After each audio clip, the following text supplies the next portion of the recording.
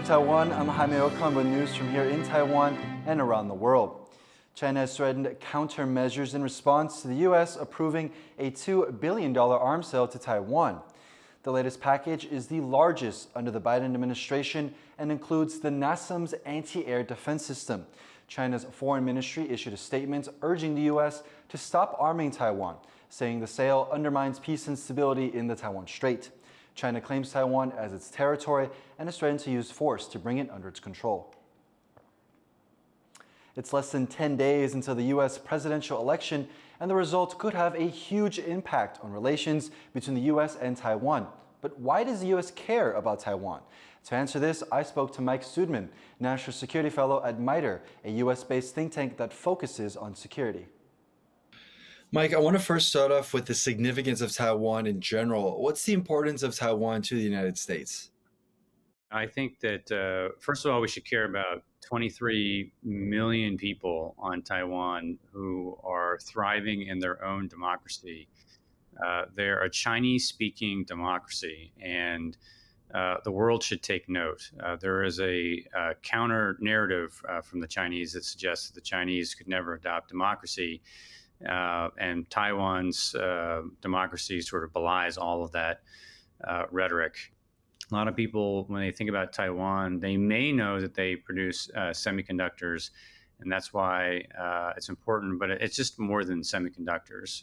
They have a whole array of electronics that are there. Their semiconductors are true. It's 90% of the high-end semiconductors are there, and if China, from Beijing controlled Taiwan, then those semiconductors, essentially China would hold the world hostage to the supply of those semiconductors upon which the entire world depends. And what about a strategic perspective? What happens if Taiwan is taken by China?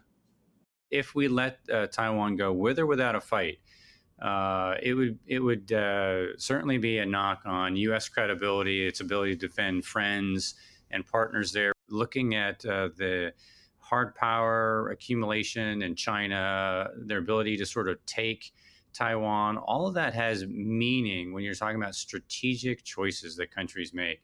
And so there would be a great deal of concern, and that's putting it lightly, in the Western Pacific, in Korea, Japan, Thailand, Australia, et cetera. That India is in the mix there. All of them would be very, very concerned about the growth of Chinese power taking over without the U.S. being able to sort of hold the line. Given all of this, what is the game plan for Taiwan in terms of the type of defense equipment that it needs? Does Taiwan need more traditional expensive weapons, or does it need to go the asymmetric, more mobile kind of firepower route? Yeah, I do think that we need to be able to field more asymmetric capabilities. Taiwan hates that word. They repeat it to us, but they hate us kind of talking about it. They do need some high-end platforms that are large enough to endure in high seas, for example. You can't do that with maybe small drones on the surface of the water. That's part of the argument for why Taiwan has to balance those things. And I think it's legitimate. But the question is, how do we actually advance on the larger platforms with more impactful capability under certain conditions? And how do we actually get the small, many, numerous, lethal capabilities that we're going to need? A family of systems that you can build faster, that can, defend and kill and sea to kill in the Taiwan Strait, in the air around Taiwan. And you can't spend all that time, 5 to 10 years to build up all this other big stuff. The timelines are just too extended for larger platforms, the complex ones. So you need simple, workable stuff, the kind that Ukraine and Russia showed, is effective on the battlefield, and you need it in spades. That was Mike Sudman, a National Security Fellow at MITRE.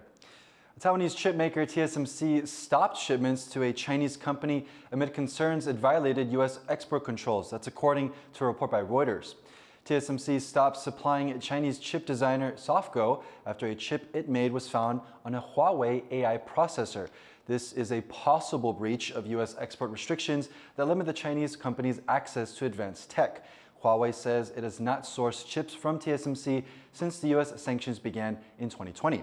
Sophgo, which ordered the chip from TSMC, also implicated in the illegal recruitment of Taiwanese engineers in 2021.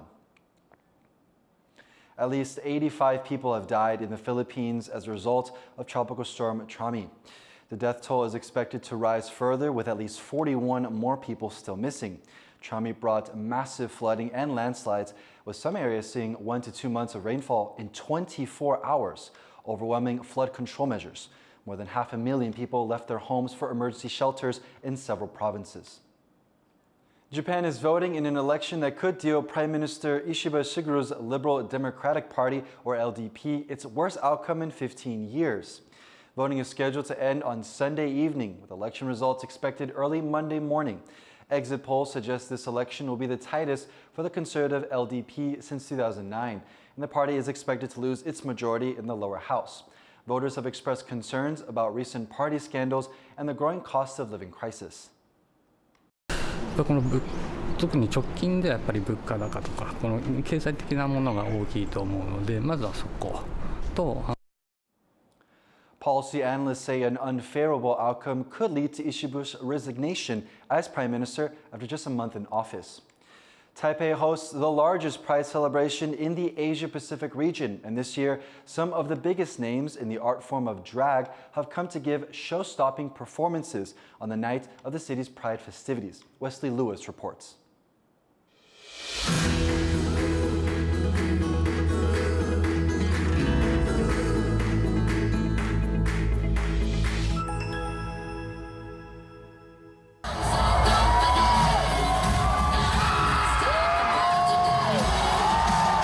Opulence, glamour, and fierce performances. Some of the biggest names in drag are in Taipei.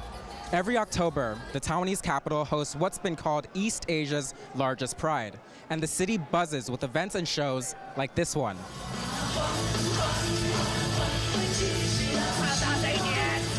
This year, Taiwan-born drag queen Nymphia Win shone a light on the country and its LGBTQ+ scene after winning the 16th season of the reality competition show RuPaul's Drag Race, becoming the show's first East Asian winner.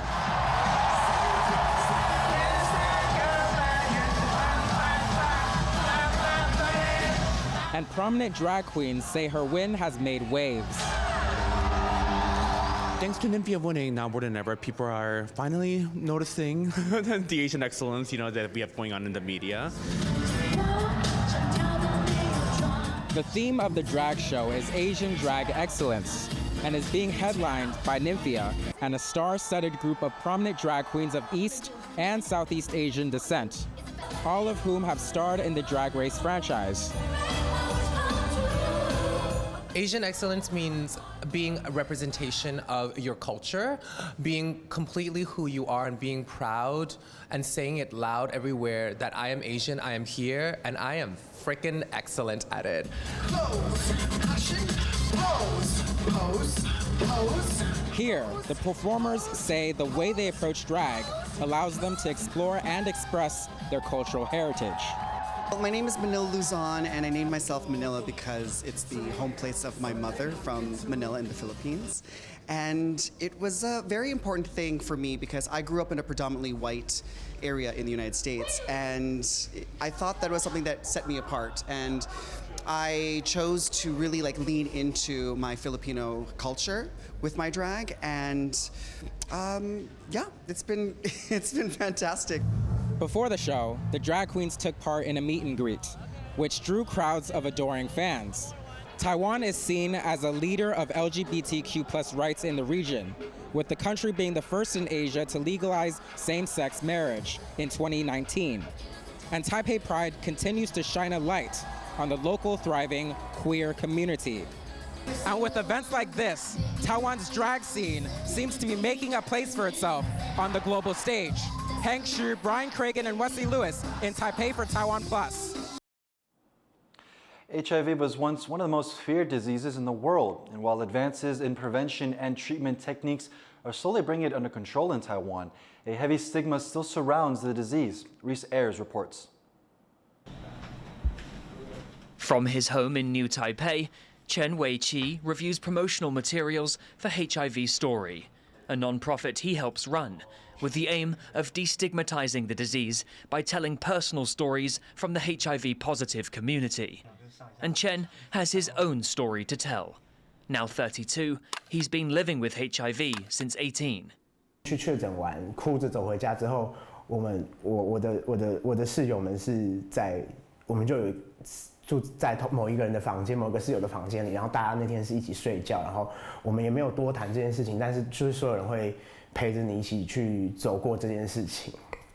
His diagnosis was a shock, but volunteering for an LGBTQ+ support hotline at the time, Chen knew being HIV positive was no longer the death sentence it once was. 他看过很多病人，那可能这个疾病会让你变成是一个很颓废、颓丧的人，但是也有可能它会让你变成是一个更好的人。Chen started receiving the treatment he needed to keep the disease at bay, but one day at dinner with his family, he noticed a small change in their behavior. 就不知道为什么那一天就是公筷母匙，就是大家都要用一个公共餐具去夹那个菜。然后那天我就会有一点 sensitive， 我想说这件事情是因为我而来吗？ Chen was hurt, but his relationship with his family improved as their understanding of the disease evolved. Over the years, attitudes towards HIV have been changing for the better, but discrimination still exists. 所以的话，我就有发现说，这些的歧视很多都是来自于他们对于 HIV 这个疾病是比较不了解。或者是说，可能像以前的时候，我们对于可能 HIV 就会想到的是同志族群，所以的话就会产生有一种歧视的一个问题。Helping destigmatize the disease are facilities like Hero Clinic in Kaohsiung, where patients are offered judgment-free, discreet services. 匿名筛检它其实就是透过不留您的任何的资料，保护你的动作，保护隐私。The clinic offers more than just medical services. They have counselling, lectures, and even art classes, providing a safe space for the HIV-positive community, even reaching out into wider society with educational programs. 我们去深山里面，然后去跟原住民去做一个宣导，这样子，或者是说，当然是一般的话，我们还是会去一些可能同志酒吧啊，或者是说一些 pub 那些其实都会有。Taiwan's government is also lending a hand in HIV education. July 2nd is National U=U Day in Taiwan, the moniker standing for undetectable equals untransmittable. With the correct treatment, the disease can become undetectable in a HIV-positive person, which means they can't transmit the disease to others. And though there's no cure for HIV yet, improvements in medicine are having a huge impact.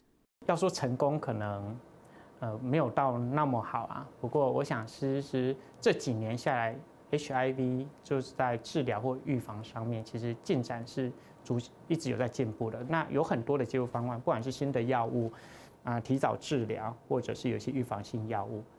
Figures from the Centers for Disease Control show the progress being made, as year on year the number of new cases continues to fall, and Taiwan becomes a more tolerant country towards the HIV-positive community. 以前外国籍身份是一旦被确诊 HIV 就会被遣送出境，现在已经没有这个问题。But there's still room for improvement. While treatment is subsidized under Taiwan's national healthcare system, preventative medicines, key to beating the spread of HIV, are still expensive. 这个药费其实以原厂药来说，其实是不便宜的，所以有一些人就会因为价格的关系就不会来拿药这样。While research is still ongoing, for people like Chen, the progress already made in treatments and attitudes has been literally life-saving, allowing them to lead normal lives, barely burdened by what was once the most feared disease in the world. Ryan Wu, Alex Chen, and Reese Ayres for TaiwanPlus.